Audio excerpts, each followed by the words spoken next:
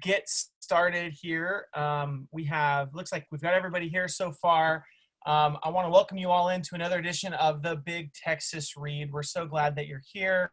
And we are discussing tonight Kathleen Kent's great follow-up to The Dime. We're talking about The Burn. My name is Blake Kimsey. You've probably gotten an email from me, the Executive Director of Writing Workshops Dallas, who is putting this on along with Gemini Inc. Alexandra's not here, but our third co-founder, David Samuel Levinson, is. And so we all just want to thank you. We've also just kind of gotten some sponsorship from the University of Texas at San Antonio Library System, who's been kind of spreading the word about the Big Texas Read. And we're very thankful to them, as well as Lone Star Literary. So if you don't follow Lone Star Literary on the interweb, you should, because they do all things bookish. So if you're looking for more great events around the state, Lone Star Literary is where you should look, because they've got a great schedule. So I want to introduce Heather Harper Ellett very quickly, who is going to be our guest moderator tonight. Heather is the author of Ain't Nobody, Nobody, which was named a Best Debut by Library Journal and a Best Work of First Fiction finalist by the Texas Institute of Letters. And I want to read something that Kathleen said about Ain't Nobody, Nobody. Kathleen says of Heather's debut, the dark poetry of East Texas has found a new lyrical voice in Heather Harper Ellett's debut book, Ain't Nobody, Nobody, where the landscape is as feral and potentially deadly as the predators that inhabit it, and where love and loyalty can prove as dangerous as greed and betrayal. That is from Kathleen Kent, our Edgar-nominated author of The Dime. And you all know Kathleen Kent from The Dime as well as The Burn, and she's also the New York Times best-selling author of The Heretic's Daughter, The Traitor's Wife, and The Outcasts. So thank you for being here, to both of you. And I figure we'll start off with a reading from Kathleen, and then we'll let Heather take it from there.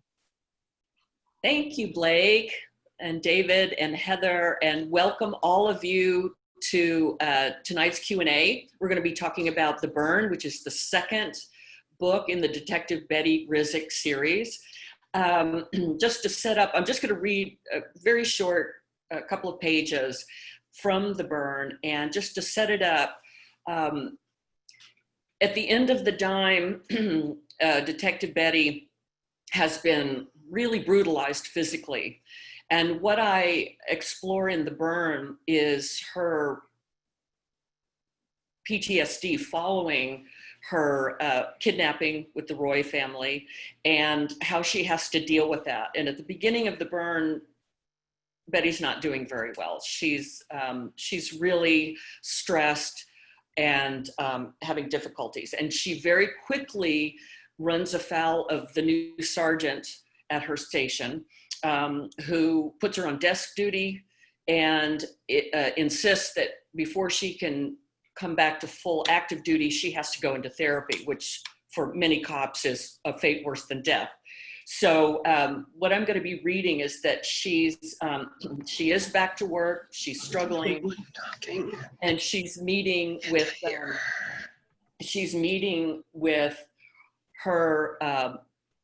partner Jackie, her wife's great uncle, James Earl, who was a Vietnam vet, and he's kind of a pole star for her, just like her uncle Benny is, except James Earl is very much alive, whereas Benny speaks to her from the great beyond.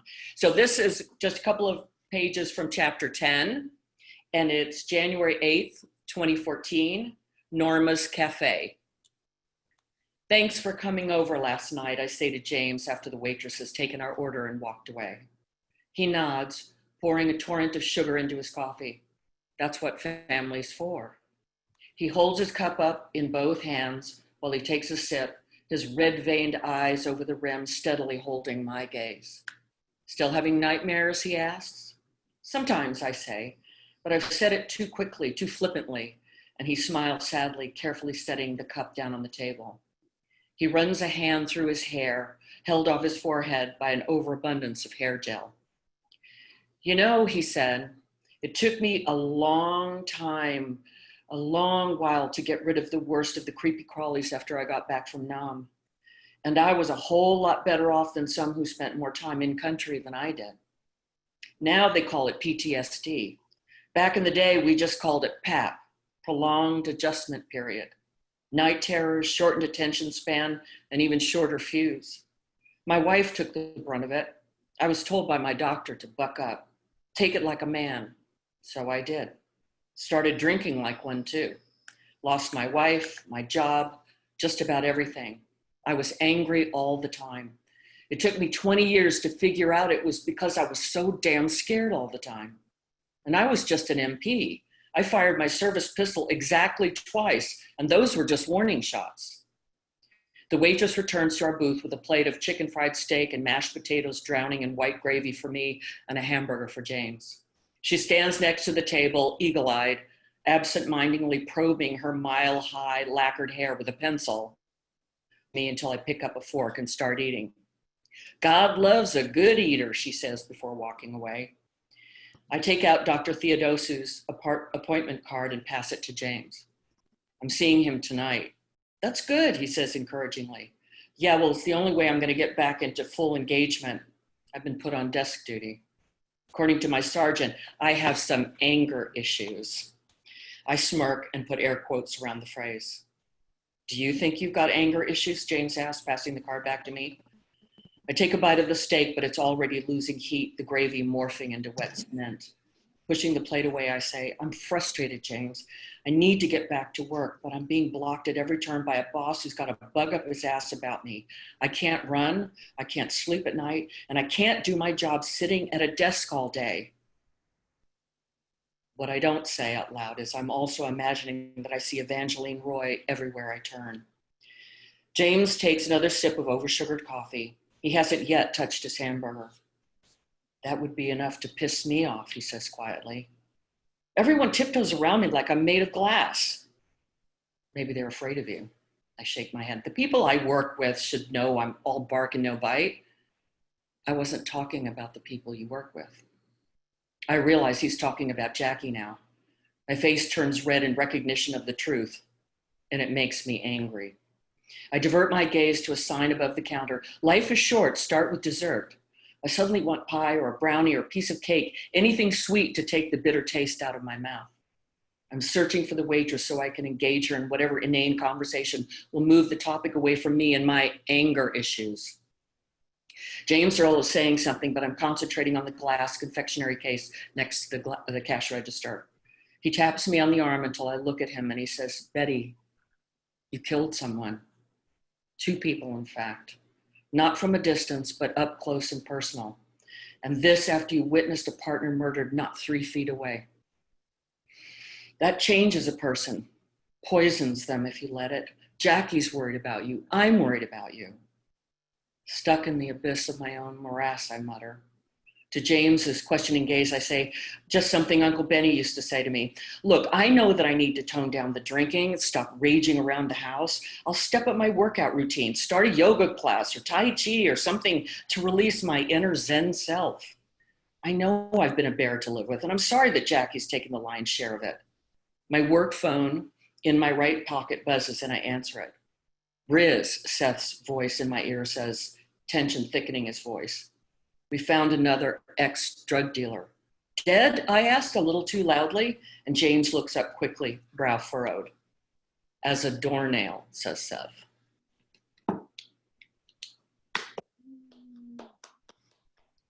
And it only gets worse for Betty from that point on. But it's so delicious. We all get to benefit from that. So I'm so glad that you started with that scene specifically because in addition to being a novelist, I'm a therapist in practice. And so I'm really interested in the PTSD element of this story because I felt like you did such a great job capturing kind of the hell of PTSD and that you can't trust your own instincts anymore, which is especially devastating for someone for whom instincts are a life or death matter.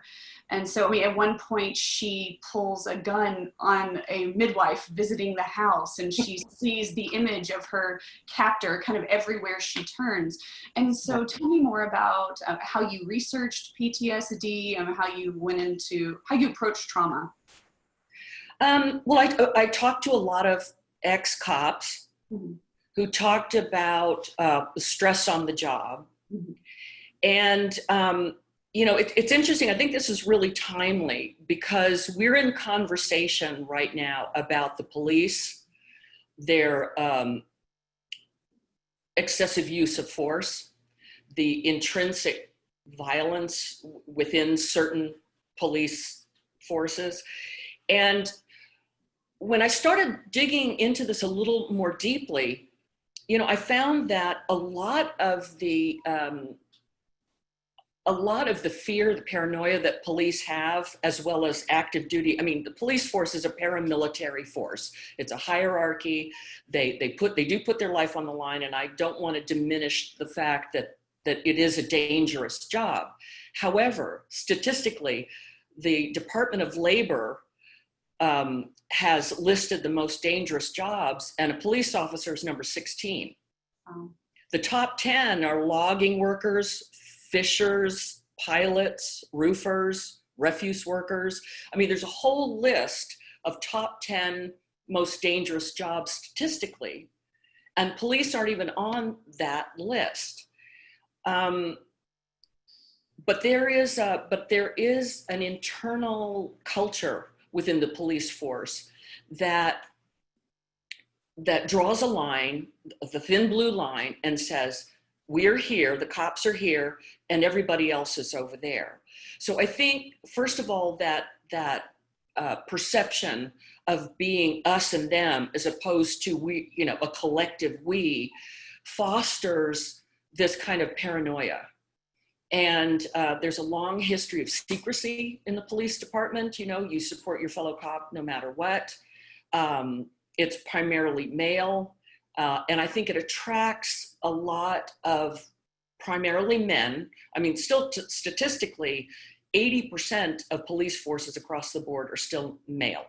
Actually, the Dallas Police Department, in terms of gender, is a slightly bit better than the New York, let's say NYPD. Wow. But it's still primarily men. It attracts a lot of men who are perhaps reticent about getting in touch with their tender side. It's a culture of dominance. It's a culture of playing with weapons. It's a deadly game. Ironically, the two most dangerous times for a cop are traffic stops and domestic disputes. That's when we see a lot of fatalities.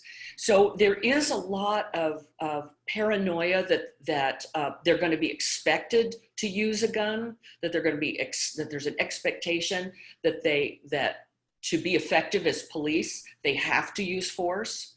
And also, I think within the culture, it fosters the idea of, you suck it up, you be a man, you just follow orders, and then you drink yourself into a stupor to get rid of those uncomfortable feelings. And with Betty, Betty grew up in a household of cops. Her brother, her father, her uncle, long line of police. And she's been kind of brought up in that culture, and she's a force of nature. She's very strong-willed. She's not there's a tender side to her, but she's not a touchy-feely person. And it really is anathema, not only within the military still, but within the police force, to seek psychiatric help. There's an element of shame involved. So when you are involved in these very tense situations and have experienced violence, or you dish out violence, there's a psychic cost to that. And unfortunately, without a healthy release, you suffer. And I think I've talked to police, retired police, who a lot of them didn't deal with the psychic damage that was done until they retired, because it would have been seen as a sign of weakness. And so that kind of fascinated me, and I wanted to explore that with Betty, and I wanted to show her that she was in fact helped and given comfort through the therapy process.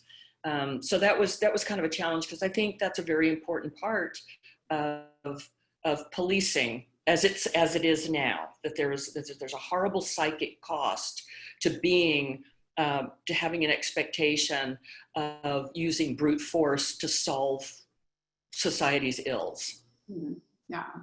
And I think you explore that so nicely. And there are a lot of thinking points on that, because she's constantly having to, navigate, is this a good cop? Is this a bad cop? And where her line is. Yeah. And just being in her head for that is really, it's a wild ride, because you, as the reader, you can't quite tell either. And so it really keeps you turning the pages to try to orient yourself.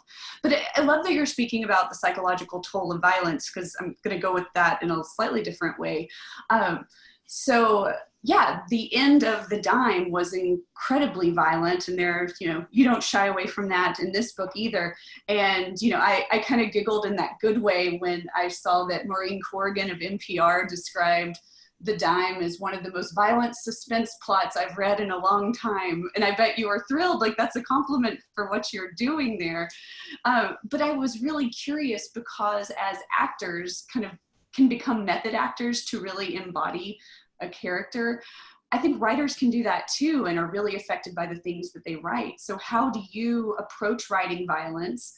Because you really have to get in there and experience with the characters, and how do you put it aside? Well, that's a good question, because, the history of the world is violent. Yeah. The formulation of this country was built on violence. And you can't write about history without expressing violence. And so, starting out writing 3 works of historical fiction, the first book was about the Salem witch trials and about the violence perpetrated on primarily women who were seen as, outcasts or marginalized. So there was violence there. There was violence in the second book, The Trader's Wife, because I go into the English Civil War, and that was, the roots of our American Revolution took root in the English Civil War. It was incredibly violent, went on for years, ended up having King Charles I beheaded. And I didn't shy away from that, because I don't think you can paint a picture in its entirety without exploring the idea of violence and the consequences of violence, especially for women. Mm-hmm. And so in The Outcasts, one of the main protagonists was Lucinda Carter, was a prostitute, and she's thrust into some very violent situations. And with that, I had a male protagonist and a female protagonist, and I kind of wanted to explore how violence affected men and women differently. Men go off to fight the battle, and the women are left to mourn the dead and pick up the pieces and go on, So I thought that was really interesting. So moving into contemporary crime, I was already familiar with writing about violence. And it's not, when I say I was comfortable with it, I don't mean I'm okay with violence. I just mean that if you're going to paint a picture, I guess one of the strangest compliments I got from a reviewer, and I think it was from Texas Monthly, about The Outcast, was that he said she writes like a man because she doesn't shy away from violence. Mm. Well, it's kind of absurd when you think that, women have always been, if not actively engaged in the battle, they see the results of it. They're there to bury the dead, to clean up, to pick up the pieces. And so, I think it's part of the human condition, male or female, to have to deal with violence when you're dealing with law enforcement, especially undercover. So I have a cousin, and I spoke about him briefly last time. He's just retired, 32 years on the force. He worked narcotics undercover. He worked vice undercover. He was the youngest officer in charge on the SWAT team in Plano. Just an incredible resource for this. And there are so many gray areas. Part of the burnout rate for undercover cops is very, very high because of the gray areas. If you have a black and white, this is right, this is wrong, This is the rule you follow. This is what you stay away from. There's less psychic drag because of that, because it's very clear when you're dealing with undercover detectives, and I spoke to several through my cousin. He introduced me to several of them were still active duty. And so they talk about the stress of dealing undercover. And a lot of the times the expectation of violence, you know, that tension has to go somewhere. And so it turns inward, and they end up doing, you know, you hear about undercover cops getting addicted to drugs. They drink too much. I mean, most of the undercover cops that I met, you know, do all of that stuff to narcotize their feelings, because you work, because it's very difficult to work in the gray area. You know, they're asked to do things. If you're working vice and you know, you're trying to bust sex trafficking rings, you got to go where the pedophiles are. I mean, and that sort of thing has lasting consequences to, you know, unless you're a psychopath, it's going to have very damaging consequences. Yeah, we did a really lovely job exploring that, and especially her partner Seth is dealing with his own addiction, and so it was, you know, it was painful to watch her be in pain for him and trying to figure out how to navigate it. Right. So in a slightly different direction, some of my favorite moments in The Burn were kind of the ensemble cast of the female characters, because they really circle around Betty's home that she shares with her wife, Jackie. And it kind of becomes a halfway house, an unlikely halfway house. And she has a pregnant teenager living with her. And then suddenly there's a trans woman from the street living with her. And she wakes up to her vacuuming her house in high heels, which I just loved the image of that. And so it becomes very homey as a part of her recovery. And I also loved it as a crime writer, because I feel like a lot of times in crime fiction, especially more detective fiction, it was a nice twist on the hyper-masculinity that we often see in that genre. And so, you know, tell me a little bit more about that, like female allyship in the book. Clearly that's a theme that goes through all of your books, but it really just was a delight in this one. Thanks, thank you. Yeah, I really grew to love some of the characters in The Burn. And there were a lot of wounded people. I mean, if you look at the constellation of characters around Betty, I mean, Betty's wounded, but James Earl, there's something very tragic about, but lovely about James Earl, and all of these people that she kind of rescues. She's on desk duty, and then she's put on kind of a probationary period, and she goes to the street to find out information. And she comes in contact with all of these broken, desperate people. And it was a great way to show that Betty, her empathy and her soft-heartedness, I mean, she's a badass, obviously, but for me, it gets tedious for crime, for PI novels, when there are car chases and guns going off all the time. That's not interesting to me. What's interesting to me is character development. And the fact that, you know, David asked me last time, what could be changed? What would improve policing? And to me, it's very clear that more women on the force, because I did a little digging when I was doing research, and as it turns out, the NYPD, that out of all of the civilian complaints, that there's like maybe 20% of the force is women, but only 3% of civilian complaints were lodged against women. And they found that using women as hostage negotiators and sending women into, even if they have to partner with a man, that they find that there's less physical altercation. They find that they are a calming influence, their empathy. And so I wanted to show that, you know, Betty solved a lot of her problems not through violence, but through using her wits and using the information of people who are on the front lines, on the street. And so it was just a nice way for me to balance her, you know, her harsher side. And so that to me is interesting, the character development, and having really broken, complex characters in there were interesting.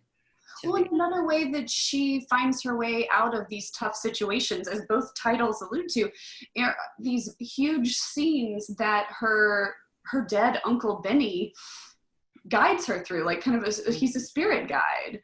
Right. And so I'm interested in that as a writer, did you set out to make Uncle Benny kind of this supernatural guide, or was he one of those who kind of bubbled up?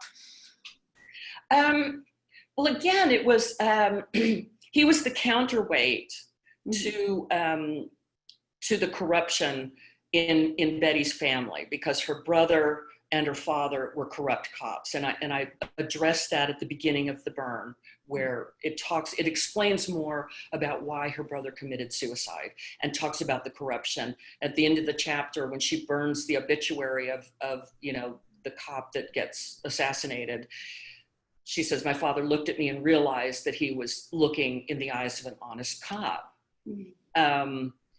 And it just, Uncle Benny to me was her pole star. And I really love the glimmer, just like a little bit of glitter there of the supernatural. I didn't want to be heavy-handed, and I wanted to leave it to the reader to decide, is Benny really has she metabolized Uncle Benny's character? Is he really just an integrated part of her psyche now? Or is there something really from the beyond? I kind of left it could be either way, and when she goes to see Dr. Theodosu, and he's talking to her about his experience as a young policeman in Cyprus. And Theodosu is a real person. He wasn't a cop, but he did go through the Cypriot War. And so I got some of the stories from the real Theo. And when he's talking to Betty, and he said, my grandmother told me, sort of whispered in my ear and told me that there was a child still alive in the basement after the house was bombed. And she said, well, how fortunate was that? And he said, yeah, but she'd been dead for years. So it's opening the door to the possibility that there are stranger things in heaven and earth type of thing, that the psyche is very complex. What are internal influences? What are external influences? So I love leaving that vague. Is Uncle Benny Betty? Is that just her subconscious speaking through that persona? Or is Uncle Benny really out there in the ether just whispering to her? And he comes to her in times of when she's in danger, and especially when she's running or when she's sleeping. She's in an altered mental state. And inspiration, as a creative person, as a writer, so many times that inspiration, where did that come from, happens at a time when we're in that alpha state, when we're in an altered state, when we're walking, driving in a car, where the conscious part of the brain is doing something automatic, and then something bubbles up and you go, eureka, that's it. So is that the muse? Is that, Terpsichore sitting on your shoulder and whispering in your ear? Or is that just, an intrinsic part of your own creativity? So I just kind of left it open. I love that you took that approach. And I also love that you gave really a reader a platform through her conversations with the therapist to explore that a little deeper. So it was a nice little treat for the reader to give voice to what we're already thinking. Let me pull up some of the questions from our participants. Y'all have been so patient. Let's see. Here is one from Robin. And you talked a little bit about this last time, but I know this is on the top of everyone's mind. I'd like to know about switching from historical to crime. How did one inform the other? You talked a little bit about violence, running through both of those, but can you give a little more to Robin? Yeah, I didn't expect to write crime. It was an unexpected change that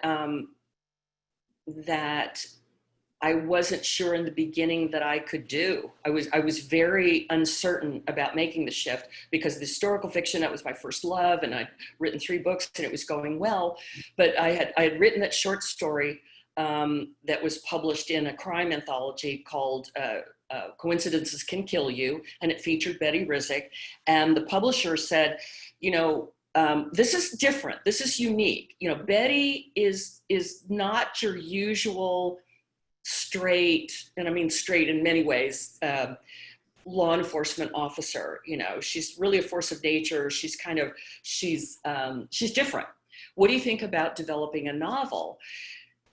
And I just, you know, I thought about it for a while, and I decided to do it, that I would just jump off the cliff and do it. And I struggled with it for a while. The first 90 pages that I sent to my agent, after a couple of weeks, she came back to me and she goes, it's good. It's not great, but it's okay.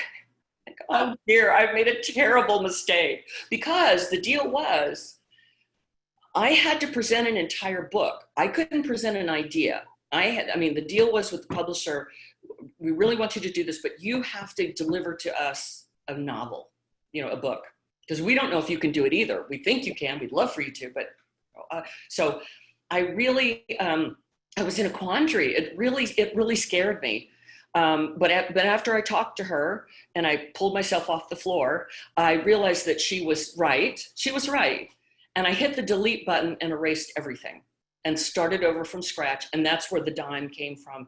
And it was a steep learning curve, but I'm really glad I did it, because I love Betty. I think it challenged me in ways that I might not have been challenged writing historical fiction.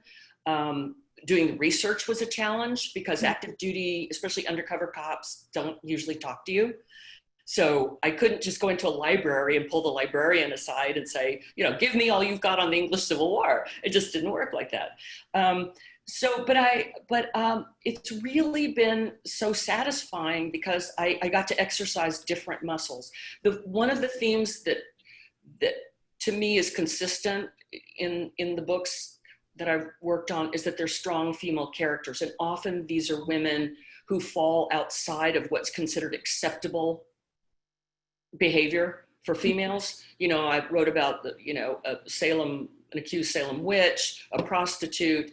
As the saying goes, nice women don't make history.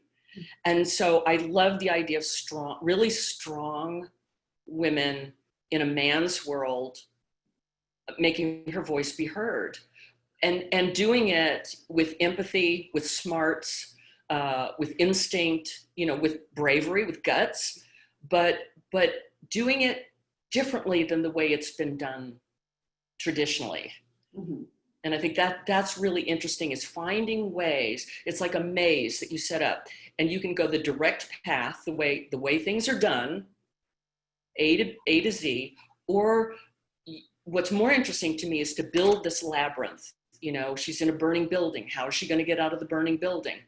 She's been put on desk duty. How is she going to rally her forces to find out what she needs to find out?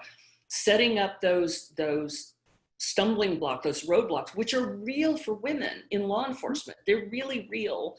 Taking those stumbling blocks and having her hurdle, you know, make those hurdles, climb over it, under it, around it in inventive ways, is a challenge, but it's very satisfying when I figure it out. It's like, oh, okay, you know, yay, Betty. So another question from Elaine, kind of piggybacking on the historical side. She said, are there specific dates used in this book? Because this is a crime fiction book. Or she said, yeah, there are dates that you start every chapter with. Was that specific to you in any way, or special to you in any way? Yeah, I think the dates just help to cement in my mind the passage of time, and reminds me in a physical way of pacing. Because, and I think I was talking to David about this last time, perhaps, that in historical fiction, a lot of times you can meander. It's like a nice canoe ride down a stream. You hit some rapids, but it's a slow burn oftentimes. Not all the time with historical fiction, but pacing is so important with contemporary crime, because the expectation is you want to keep the heart rate up. You know, it's sort of cardio for the readers, and having those dates as a benchmark reminds me of the passing of time, the passing of real time. And what does that mean for Betty? The clock is ticking. So that's why I put the dates in there. And I think Megan Abbott takes a similar approach. I heard a talk with her one time where she said she tries to build suspense by making everything happen as short a period of time as possible. And the dates on there reminded me of that. Yeah, because usually with both the dime and the burn, we're only talking about a matter of weeks or months. You know, it's not a long period of time. So, and I think that helps when you telescope the time that the action takes place. You're forced to to keep that breathless pace going. Yeah. And since we are, these are writing programs sponsoring this, I was really curious from a writer's standpoint. I believe you said 2 weeks ago with David that you wrote The Heretic's Daughter in your 40s, and you you've clearly had a robust career since then. But I feel like there is this erroneous idea in the publishing industry that we all have to be Zadie Smith and start getting published when we're 21. But there have been a lot of writers lately, like Della Owens with Where the Crawdads Sing, and Valentine with Elizabeth Wetmore. And what would you say to writers of all ages, about this idea that publishing is for the young? Well, I think the expectation is, that to be the young, struggling, starving writer. And there are many examples of that. And I think you have to have a certain amount of physical fortitude and drive and a certain amount of, hormonal influx to keep that punishing pace, because, you're going to be starving and working odd jobs and trying to keep body and soul together. But you have to be young to do that. So, I had gone to UT to study writing, and my dad talked me into getting a real job, which I did. And I lived and worked in New York for 20 years, worked in 2 very male-dominated fields. And I don't regret it, but I had no time to write. I mean, I was traveling and working a very brutal schedule. And finally, just like in 1998, 99, I was in my, past my mid-40s. And I started taking a close look at my life, and I started losing people who were, family members, friends who were very dear to me. And my sense of mortality really caught up with me. And I said, if I get to the end of my life and don't at least try writing a book, will I regret it? And the answer to that was yes. So I took an early retirement. I moved to Texas, and I thought, if I'm going to do this, I'm going to jump in with both feet. And of course, foolishly, I thought, how hard can it be? I work hard, I can do this. Well, thinking about it and actually doing it are 2 different things. And it took me, I didn't know anyone in publishing. I didn't have an agent. I moved back to Dallas, didn't know a lot of people until my son started school. And I started working The Heretic's Daughter, and it took me 5 years to complete it. It was a very solitary process. I wasn't involved in any writers groups. It was something that I felt like I had to do for myself. I showed it to a few family members, but it's in the contract and the small print. They have to like your stuff. So I thought I had a good story because it was based on my true family history. I thought it was a good story, but I didn't know. And I started sending it out when I thought it was done, and, to agents, and I got a lot of rejections until I just kept plugging away until I got my agent. And that's when I got the publishing deal. But I would say, I think if you're older, you have a deeper reservoir emotionally and experientially on which to draw. You've been a mother, a brother, a father, a son, you've a grandparent, and you've collected all of these memories that you can feed into your writing. And I think there's something really lovely and elegant about a person as they mature and they decide, he or she decides, I have a book in me and I'm going to write that book. It takes a certain amount of courage. and tenacity to do it. And of course, there's a lot of uncertainty because you don't know. All you can do is write it and then send it out into the world. But I think that writing, it's not like you're going to take up downhill skiing at 50, right? As long as you can hold a thought in your head and hold a pencil or sit at a keyboard, you can write. And I think it's, a lot of times we spend our lives, our early years, raising our children, working to put food on the table. Writing takes a tremendous amount of energy and time and intent, to not just for the writing, but for the research part of it as well. And sometimes we don't get to do that until we're older because we don't have a patron. We have to work to support our families. And I think that that's perfectly okay. And I think it's a noble pursuit to wait until you have the time and the inclination to do it. And by God, you write your book. And I encourage it. Yeah. Well, and I'm curious about your process now, because one thing that you are known for is being incredibly supportive to other writers. I mean, you blurbed my book, very kind, and you're always retweeting and lifting up others in the writing community. So, what part does community play now for you in the writing process now that, you're not a nobody anymore, right? You're firmly in the community.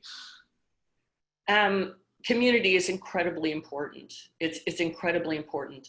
And no matter what age you are, when you're first starting to write, it's a very emotional time. It's very scary, and the marketplace is tough. The marketplace, getting an agent, keeping an agent, getting a publisher, keeping a publisher, it can be really brutal. And so where you can turn, apart from your family, are other writers who will have a generosity of spirit. I was very lucky that I had a couple of writers that encouraged me, blurbed my book, talked about my book, and I'm paying it forward because I have a feeling of kinship to people who make the decision, who make the courage to pursue an artistic endeavor. Mm-hmm. And the world is a tough place, especially now. We're so isolated. And Dallas has got a wonderful, just a wonderful community of writers, some very talented writers, and the number of writers is growing. And so I think it's a win-win situation. Paying it forward, that good karma, I think, comes around. I saw a quote on Twitter recently that writing a novel is like telling a joke for 5 years and not knowing whether it's funny, and I feel like part of a community is at least you have people to be like, is it kind of funny, so. That is so apt because working on a manuscript, and most people work years on a book. I mean, yes, there are those fortunate few who can sit down and in a couple of months, they have a novel. But we don't like them. That's not most of us. Most of us have to spend years working on it. And that's so apt because there are times when you read it and you'll go, yeah, this is not bad. This is pretty good. And then there are times when you read it and you'll say, this is crap. What am I doing? What am I doing? And you just don't know. You're not going to hear the applause until after it's already in the can, right? And you're finished with the book, and it can take a very long time to publication too. So you're kind of, it's a waiting game, and the best cure for that while you're waiting is to get onto the next project. Oh, which brings us to the next question from Kimberly. So what is Betty up to in the next book? Does she continue to aggravate Jackie, or is she able to appease her partner by taming some of her wild and self-destructive ways? I hope she doesn't become too good. Oh no, not Betty. Betty's, there's too much prickly pear in Betty for that to go away. Well, okay, so the tentative title, and I'm about more than 2/3 of the way finished with the third book. The tentative title, and they may not let me keep this, but I'm going to put it out there anyway. It's called Evangeline. Oh. And Evangeline Roy that makes appearances, kind of ephemeral appearances in the second book, comes roaring back to life in the third book. And as with the first two books, I start off every book going back in time, and the first chapter the action takes place the night before 9/11. And the overarching theme, we've learned a lot about the men in Betty's life, and I've only referenced her mother a couple of times. And now that Betty is, so she's taken in Mary Grace, this pregnant teenager, and I will tell you that Mary Grace has her baby. And so Betty in this third book, gets to investigate all the aspects of what it means to be a mother, to be a caretaker, is motherhood the essence of womanhood, or does that lie outside of what a woman is? What is this? Betty has natural protective qualities where she takes in orphans off the street, but she doesn't really she has a lot of questions because of her difficult relationship with her own mother. She's not sure that she wants this at all. Jackie does, but she's not sure that she wants to do this. So I start off with a quote at the beginning of the book that says, "How does it feel with my teeth in your heart?" And that's a quote from Euripides' Medea. And it's all the aspects of mother as a nurturing being and mother as Callie the destroyer. Because Evangeline was a mother, but she's monstrous. And Betty's responsible for her two beloved sons dying, being killed. And so Evangeline's back to wreak as much havoc and revenge as she possibly can. So that's kind of the overarching theme. So she's been made a sergeant, so she's elevated, she's a little more stable, but things start to unravel for her again as Evangeline starts very strategically unraveling her life. So that's kind of the overarching story. Well, I love that as a follow-up in terms of character to the burn, because in the burn, she is learning to be nurtured and accept help, and now she's having to put that outward in a motherly way. Right. And another question from the audience from Joe. Hey, Joe, I know you. So what aspects of life in Texas fuel your writing, especially now during this pandemic?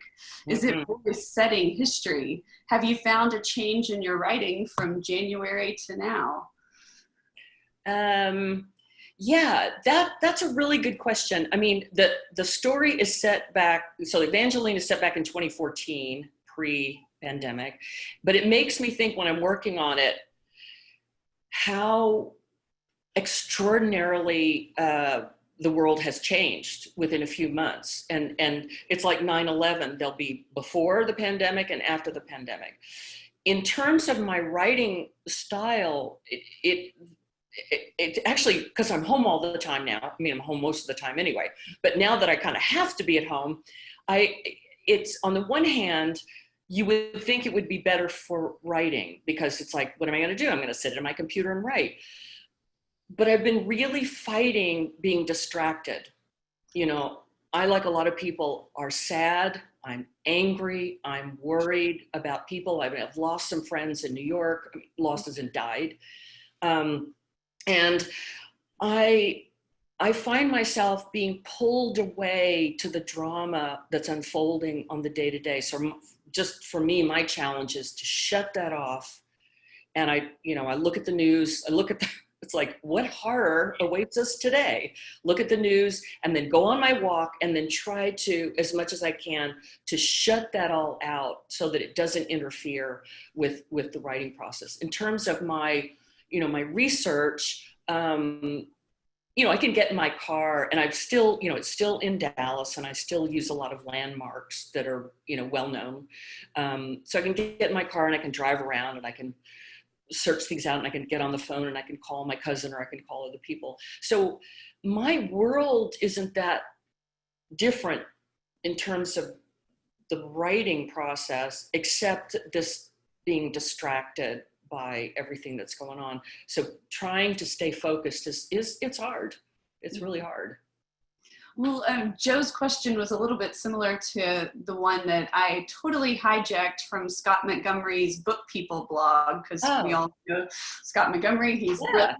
But he did a blog recently where he asked a bunch of writers, including Joe Lansdale, what their main characters, their most famous characters were doing during quarantine. And I thought that was a fun one. So let's assume that, what are Jackie and Betty doing during quarantine? We know they're frontline workers. We know that they're Jackie's a doctor, so they're both going in. Yeah, but exposed and they have to stay home for 14 days. What are they doing?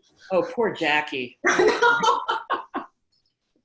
Now, as long as Betty could go out and run her 7 miles a day, that would help. But that would be hard if they were quarantined. I love Betty, but I wouldn't want to be her roommate. Mm-hmm. She's a very large personality. I know that when she did go out in public, she'd be wearing a mask and she'd kick anybody's ass that wasn't, including another policeman. So I mean, she would be mask all the way, and she'd probably have something really, really tough, like a leather with studs on it or something, just to frighten you. Make those. But and somebody, and we talked about this 2 weeks ago, David. We were talking about this, that I talked to my cousin about the police, the defunding of the police, and he was glad to see it happen. He said that too many policemen get military grade weapons that they are not properly trained for, and all it can do is escalate a problem. They're there to protect and serve, not draw a new DMZ line. But that's the way a lot of it's psychologically. If you give somebody a rocket launcher, it changes them psychologically. If you don't give them any high-powered weaponry, then they have to use other strategies to deal with conflict. And he thinks that he's all for more women on the force. He's all for, and really defunding is kind of a misnomer, because it sounds like we're taking all the money away from the cops and then they're going to be, stranded out there on their own.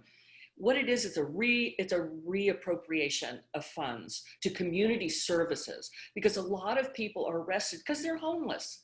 A lot of people are arrested because they're mentally ill and they don't have the medical resources or the community outreach to help them. So the cops are doing cleanup duty. And if you get it, someone who's off their meds because they don't have insurance, they get obstreperous, and then you have a situation where somebody dies because they're uncontrollable. And so it's not really defunding. What it is redistributing funds into the community so that the cops can follow the spirit of the law as well as the letter of the law. Does the cop need to be arresting everybody, just because they can? No. If they're not doing any harm, focus on the real bad people who are doing really bad things and leave the rest of the poor slobs alone. That's just my opinion. But I know my cousin really well, and I was really very heartened to hear him say, yes, we need retraining and we need redistributing of funds. All right. Well, yeah, I was thinking about Jackie too during quarantine. Just I wouldn't want to be trapped there, nor would I want to be, Betty's therapist. As much as I love her, I think it'd be a tough gig. Yeah, well, she gave Theo a hard time, didn't she? She did. I was really proud of Theo. I was like, yeah, I can respect his approach to this. So well done. Blake, did you? Yes. Well, it is 8 o'clock. We're kind of at the end of our time. We did just get another question from Allison Patrick. Kathleen, she wants to know, what genres do you read for pleasure? Well, I do read fiction. I do read a lot of crime fiction because I like to know what my friends are, what my friends are up to in the crime world. I read, let's see, but I've been reading a lot of nonfiction. Also, I read the Splendid and the Vile, the book by Eric Larson about Churchill. I read, I'm reading the Chernow's Hamilton, Alexander Hamilton, because I finally saw Hamilton on the Disney Channel. Finally, I was one of the last people on the planet probably that hadn't seen it. I saw it.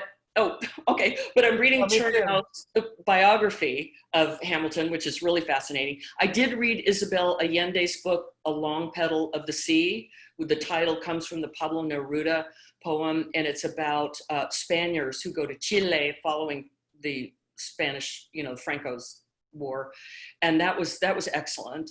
And I read, I love Peter Heller. I read The River, I think it's called. But I have been reading a lot of nonfiction lately. So I did start, let me just say, I did start reading Colson Whitehead's book, Zone 1. So Colson Whitehead, I think, has won 2 Pulitzers. He wrote The Underground Railroad, and I mean, he's an amazing, amazing, amazing writer. But Zone 1 is about the zombie apocalypse, and it was too much. It was too much like the build up to it was too much like what's going on now. And I thought, no, I can't, I gotta set this down.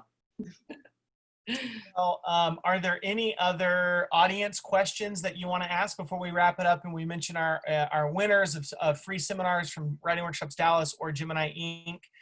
Does anybody else want to ask a question before we wrap it up?